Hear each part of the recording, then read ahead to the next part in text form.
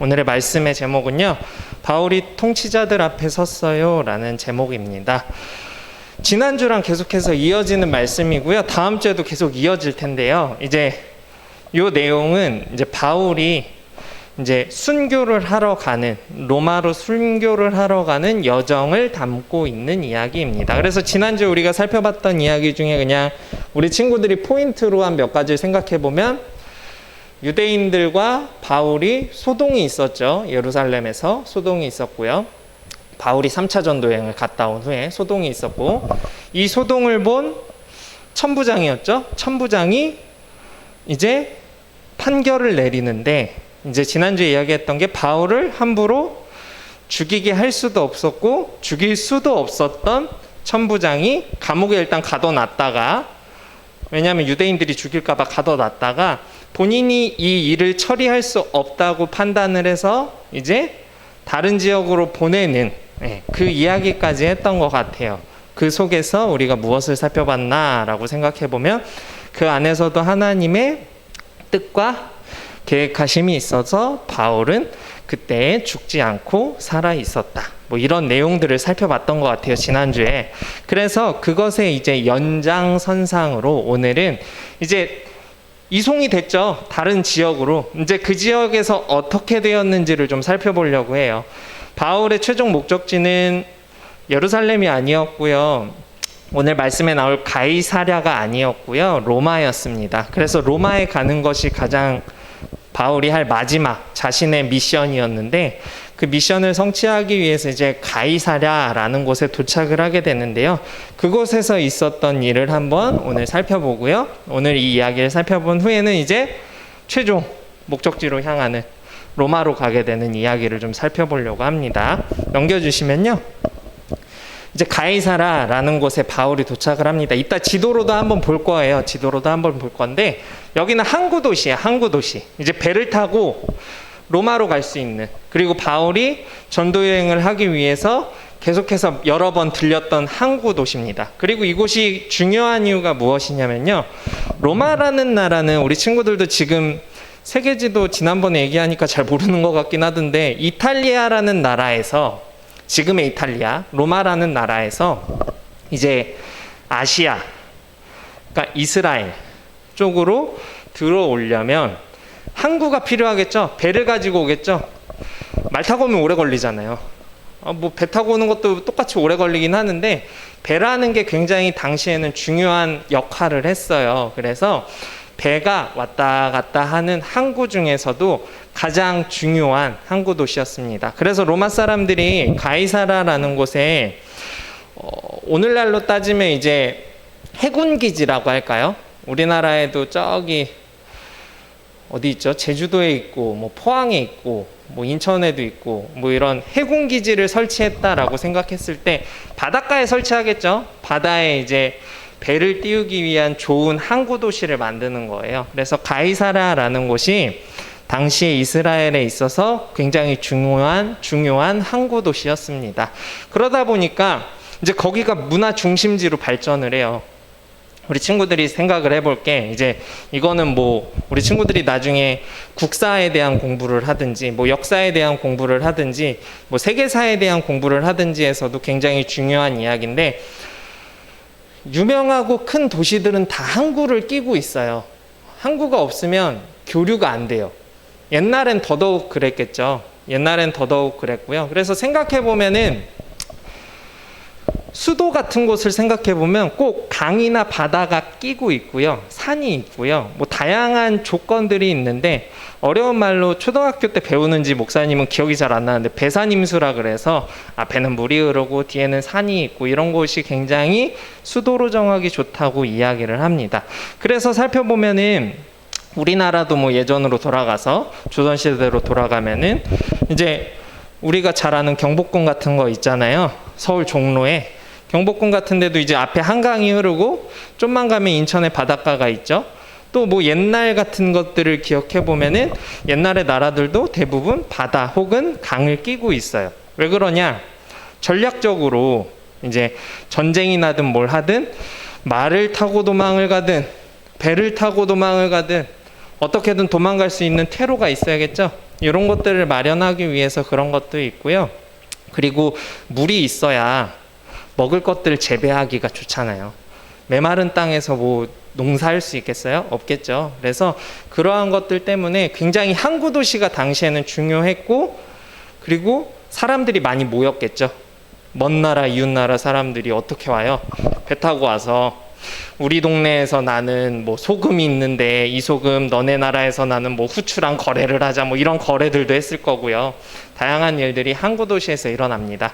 그러다 보니까 로마의 황제가 그 넓은 땅을 다 다스릴 수 없다 보니 각 지역에 이제 왕처럼 이제 다스릴 수 있는 총독들을 임명을 해요. 우리나라도 예전에 일제강점기 때 일본의 침략을 당했던 35년이라는 세월 동안에 일본에는 일본의 천황이라고 부르는 그 왕이 따로 있었고요. 우리나라에는 총독이라고 왕의 권리를 가진 사람이 와서 통치를 하는 그러한 일들이 있었는데, 그런 총독이에요.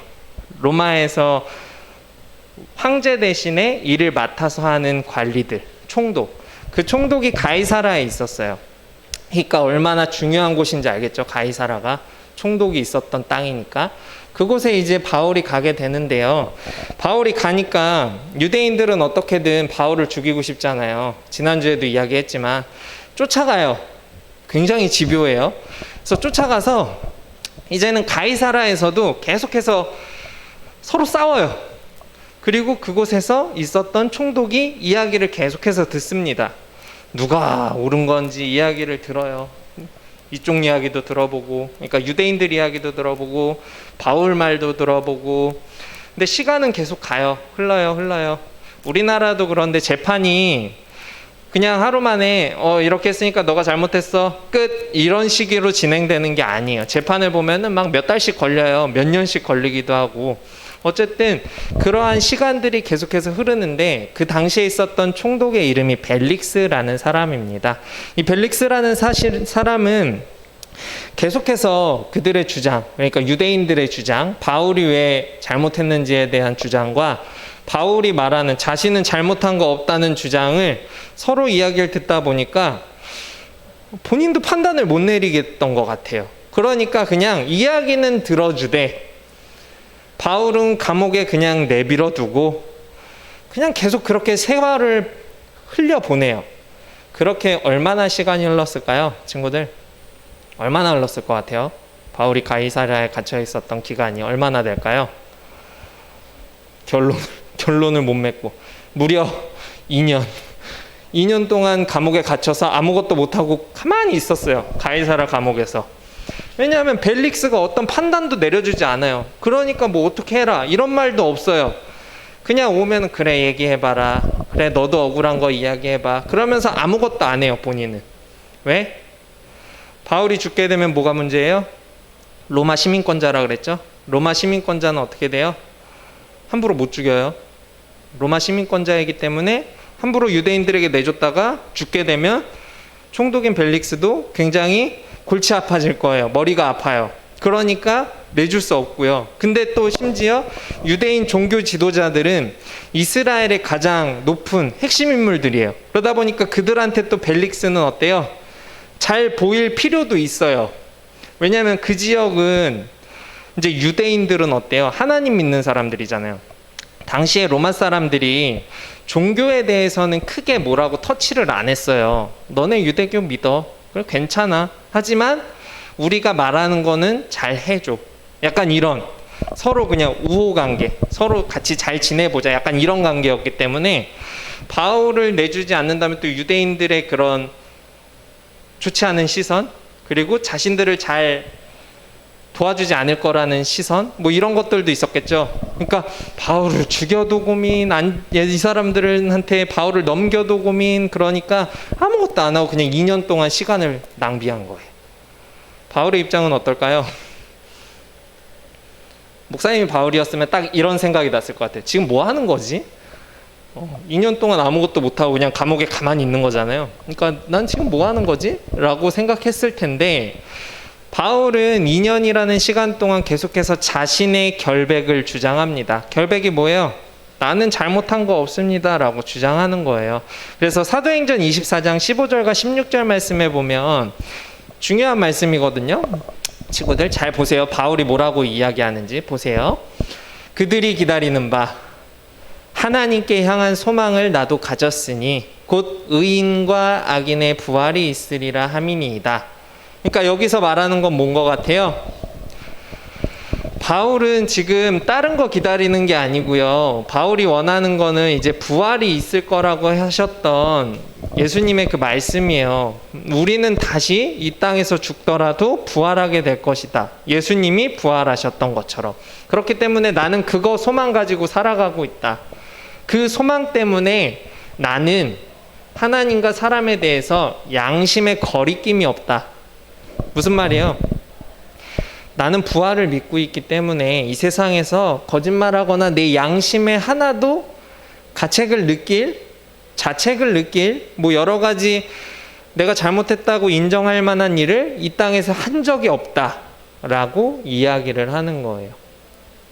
나 잘못한 거 없어. 나는 단지 그냥 하늘 소망하며 사는 사람이야. 나는 그냥 단지 예수님께서 하셨던 말씀 전하라는 일만 그냥 열심히 하고 있는 사람이야 라고 이야기하면서 벨릭스한테 나는 잘못한 거 없다 라고 결백을 하고 있는 겁니다. 넘겨주시면요. 이제 총독이 교체된다 라고 되어 있는데 2년이 흘렀어요. 총독도 임기 기간이 있어요. 그러니까 뭐 예를 들어서 우리나라도 대통령의 임기 기한이 있어서 내년인가요? 대통령 아마 선거를 하는 걸로 목사님이 알고 있는데 총독도 임기 기간이 있어요. 몇 년 동안 하는 거예요. 그러다 보니까 이제 총독인 벨릭스가 임기에서 내려와서 다른 곳으로 발령이 나서 가겠죠? 그렇게 되는 순간이 있었어요. 그래서 어쨌든 유대인과 바울의 이 사이가 결론이 지어지지 않는 상태에서 벨릭스는 떠납니다. 떠나요. 그리고 맨 밑에 보시면 베스도라는 사람이 오게 됩니다. 2년 후에. 2년이라는 시간 동안 변한 건 아무것도 없었어요. 바울은 여전히 감옥에 있었고요. 유대인들은 계속해서 바울 좀 죽이라고 이야기를 하고 있었고요. 변한 거 하나 있네요. 벨릭스는 딴 동네로 도망갔고요. 베스도라는 사람이 오게 돼요. 이러한 상황이 전개되고 있었어요. 자, 근데 이제 여기서 중요한 것은 사람이 변했으면 이제 뭐가 발생할까요? 어떤 또 다른 일들이 발생하겠죠? 이제 여기가 전환 포인트예요. 바울이 로마로 가게 되는 이유는 어찌 보면 베스도라는 사람이 이곳의 총독이 됨으로써 시작됩니다. 다음 넘겨주시면요. 이제 바울이 새로운 총독 베스도를 만나서 제안을 해요. 제안을 합니다. 자, 로마 시민권자는 뭘 할 수 있다 그랬어요? 지난주에 황제에게 재판받을 권리가 있다 그랬어요. 그래서 2년 동안 아무리 있어봐도 이게 결론이 나지 않으니까 바울이 베스도 총독에게 가서 나 그러면 로마 황제인 가이사에게 가서 이거 재판 받겠다, 판결 받겠다. 그럼 나 로마 보내줘 라고 이야기를 합니다. 이제 로마로 가게 되는 거예요. 이것만 통과하게 되면. 그래서 베스도도 이 이야기를 듣고 처음 왔으니까 상황 파악이 안 될 거 아니에요. 이제 상황을 파악해 보니까 벨릭스가 그냥 이 사건을 재판하는 것들을 그냥 아무것도 안 하고 도망간 이유를 알겠는 거예요. 나도 이거는 쉽게 건드릴 수 없는 문제겠구나 라고 생각을 해서 결국은 베스도라는 총독은 그래 그럼 너 우리가 군사들을 통해서 로마의 황제 가이사가 있는 이탈리아로 호송해 줄게 라고 이야기를 합니다. 그래서 이제 사람들과 군인들과 준비를 하고 이탈리아로 가게 되는 거예요. 그래서 이러한 사건을 통해서 결국엔 시간이 굉장히 오래 걸렸지만 바울은 자신이 원했던 로마서에서 자신이 내가 언젠가 가고 싶은데 뜻이 안 돼서 갈 수 없었다고 로마서를 썼던 그 바울이 로마를 가게 됩니다. 근데 바울이 로마를 가게 되는 것은 죽으러 가는 거예요. 결국은 죽으러 가는 거예요. 근데 바울은 소망이 죽으러 로마 가는 거였어요. 굉장히 아이러니하죠. 죽으러 그곳으로 떠나고 싶은 게 소원이었어요. 황제를 만나서 복음 전하는 거, 그게 자신이 가장 마지막으로 할 수 있는 일, 이 세상에서 내가 마지막으로 할 미션이라고 생각을 했었어요. 왜? 내가 언젠가는 갈 것이라는 믿음, 하나님께서도 로마에 갈 거라고 이야기를 해주셨고, 그렇기 때문에 나는 그곳이 나의 마지막 여정이 되겠구나 라고 생각을 했던 것 같아요. 다음 넘겨주시면요. 그래서 지도가 나오죠. 이제 예루살렘이라는 곳이 있고요. 가이사라라는 항구 도시가 있고요. 이제 이 항구 도시를 지나서 이렇게 배를 타고 로마까지 가는 여정이 시작됩니다. 근데 이것도 쉽지 않았어요. 막 배가 계속해서 이야기를 들으면서 좀 배우겠지만 배가 막 폭풍에 뒤집히고요. 막 표류하고요. 섬에 무인도에 떨어져 가지고 고생하고요. 막 로마 가는 것도 산전수전을 계속해서 겪게 됩니다. 바울은. 어쨌든 간에 오늘 말씀을 통해서 우리가 살펴볼 건요. 지난주와 동일해요. 그럼에도 불구하고 하나님께서 말씀하신 것들이 성취되는 거예요. 하나님께서 말씀하신 것들이 이루어지는 거죠. 그러한 사건들이 계속해서 발생하는 것들을 통해서 결국은 그게 뭐 일주일 만에 처리돼서 빨리 갔으면 좋겠지만 그렇게 되지 않은 것도 결국은 그 안에 어떠한 의미가 있는 거라는 거거든요. 하나님께서 원하시는 때, 하나님께서 원하시는 그 시간, 그 시간에 딱 맞게 바울을 보내시기 위해 바울은 가이사라의 2년이라는 시간을 감옥에 갇혀 있었습니다. 다음 넘겨주시면요. 왜 바울은 계속해서 로마에 가면 죽는 걸 자신도 알 텐데 가려고 노력을 했을까라고 생각해 봤을 때 바울에겐 다른 게 없었어요. 바울에게는 한 가지 확신이 있었어요. 확신. 그 확신이 무엇일까라고 생각해 봤을 때 바울은 예수님께 사람을 구할 능력, 그러니까 부활의 능력, 또한 구원의 능력, 이런 것들을 분명히 예수님이 가지고 계신다고 확신했어요. 확신하다 보니까 자신이 죽어도 그 죽음이 어때요? 억울한 죽음이 아니라 아름다운 죽음이라고 생각했던 거예요. 내가 죽는 것이, 내가 예수님을 위해서 이 한 몸 바치는 것이 결코 아까운 것이 아니다 라고 생각을 했고, 그렇게 확신했기 때문에 이제 그 확신이 자신의 삶을 통해서 나타나죠. 복음을 전파하면서 사는 삶을 통해서. 그래서 나는 뭐든 하겠다. 황제에게 복음 전하는 거? 좋다. 내가 가겠다. 죽더라도 괜찮다. 나는 내가 할 일 하고 죽는 거 자랑스럽다. 이런 개념으로 바울은 로마 황제에게 가는 것을 다짐하고 이렇게 여행을 떠나게 되는 겁니다. 그래서 오늘 말씀이 원래는 우리가 사도행전 본문을 읽어야 되는데 목사님은 이 말씀이 더 의미가 있다고 생각을 해서 이 말씀으로 오늘 말씀 성경 봉독을 했어요. 그래서 원래는 사도행전에 이제 바울 이야기, 심판 받는 이런 이야기들이 주된 내용인데 그것보다 중요한 게 이 바울의 고백인 것 같아요. 그래서 우리 친구들 한 번 더, 집에 있는 친구들도 한번 말씀 같이 읽어주세요. 여기 교회에 있는 친구들도 같이 한번 읽어볼까요? 나의 간절한, 읽어봅시다. 시작.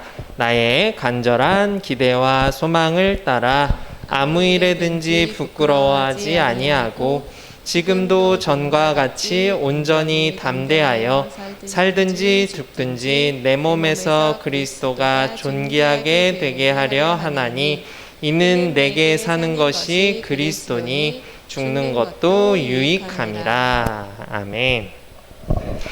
뭐가 느껴져요, 친구들? 이 말씀을 통해서 바울의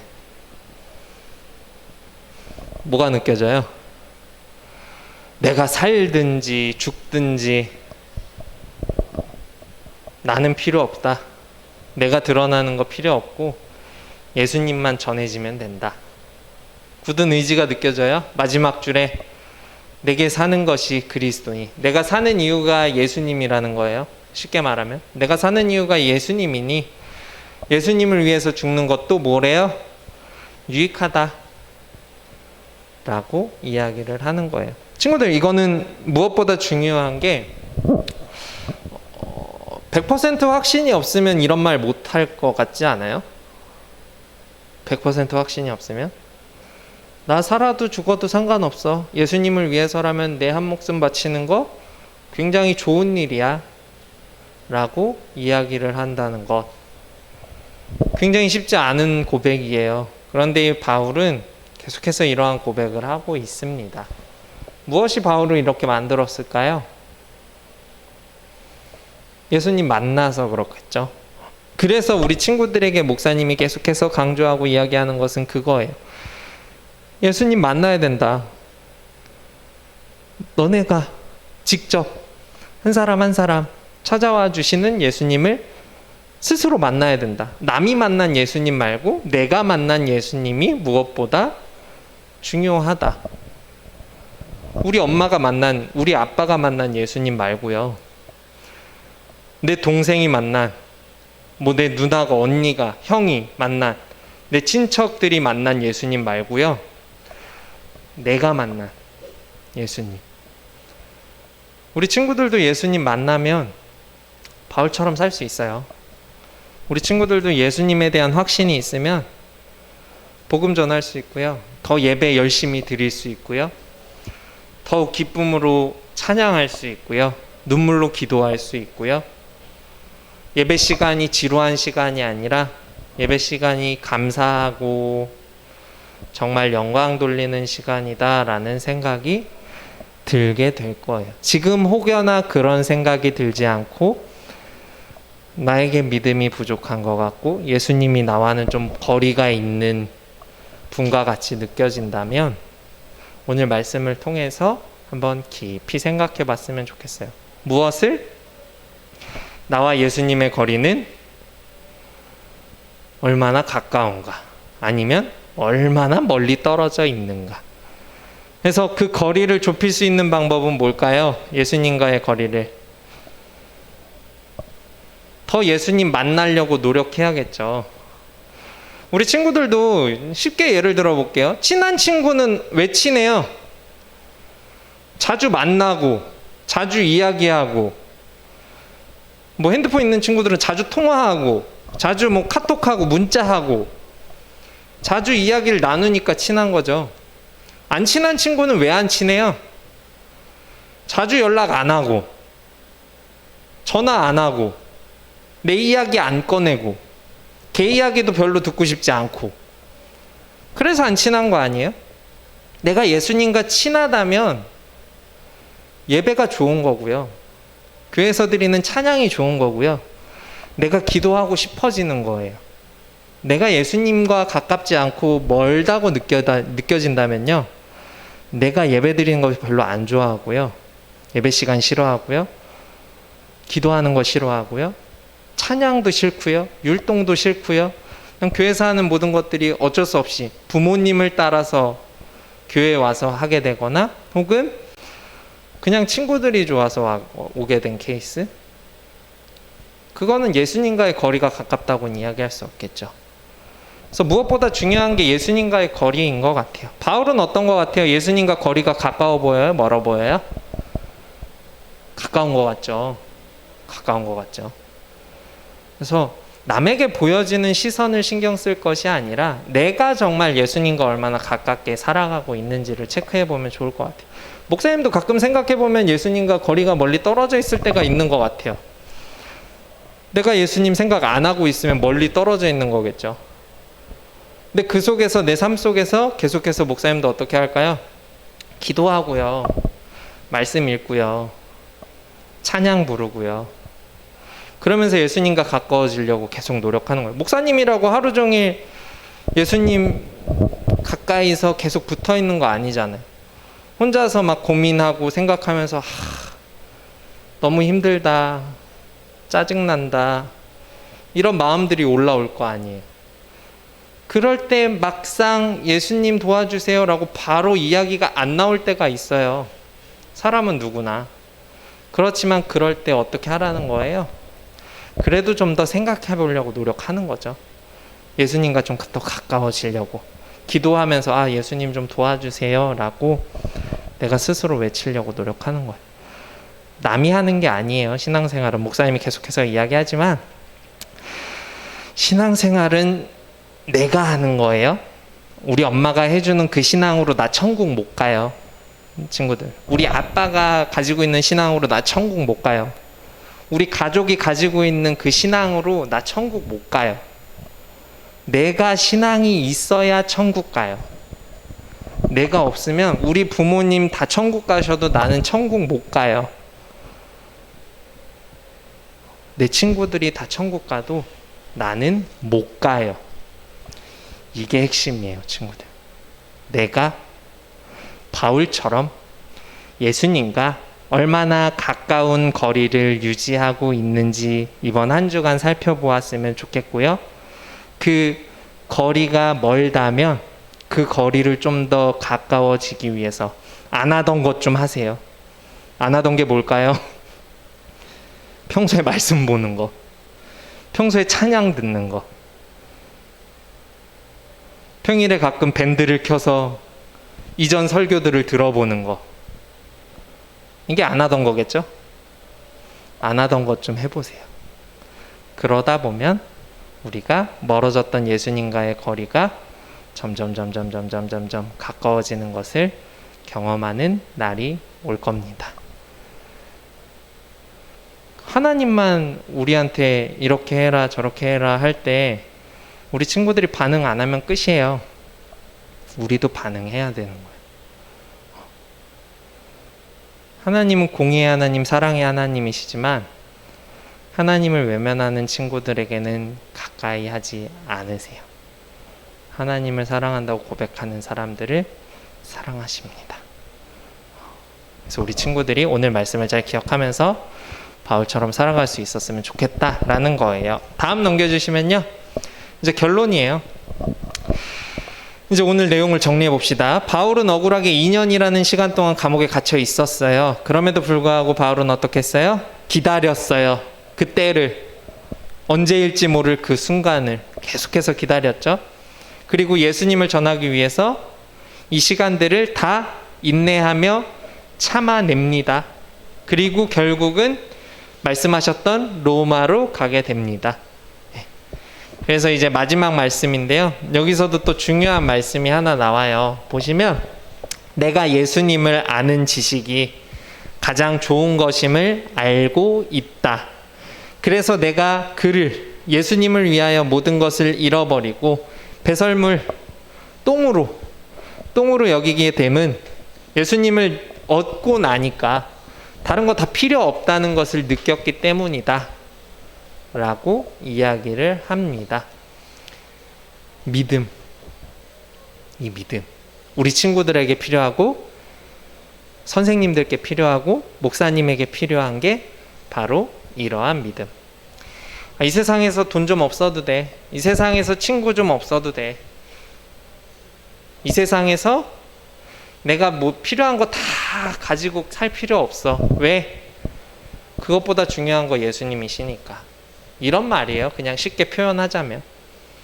우리 친구들도 이러한 바울의 고백을 할 수 있는, 우리 선생님들도 이러한 고백을 할 수 있는, 목사님도 이러한 고백을 할 수 있는 사람이 되었으면 좋겠습니다. 기도하겠습니다.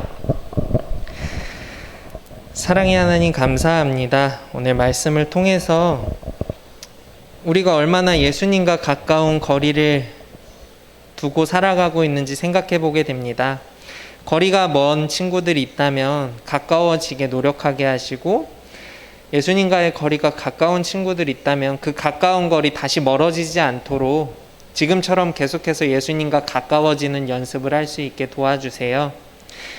우리에게 믿음이 부족할 때가 많습니다. 그 믿음 하나님께서 더욱더 강력하게 해주시고 돌처럼 딱딱하게 만들어 주셔서 우리의 믿음 흔들리지 않게 하시고, 우리가 정말 이 세상에서 필요한 것들 다 안 가지고 살아가더라도 그럼에도 감사할 수 있고 그럼에도 기뻐할 수 있는 삶을 살아갈 수 있도록 도와주세요.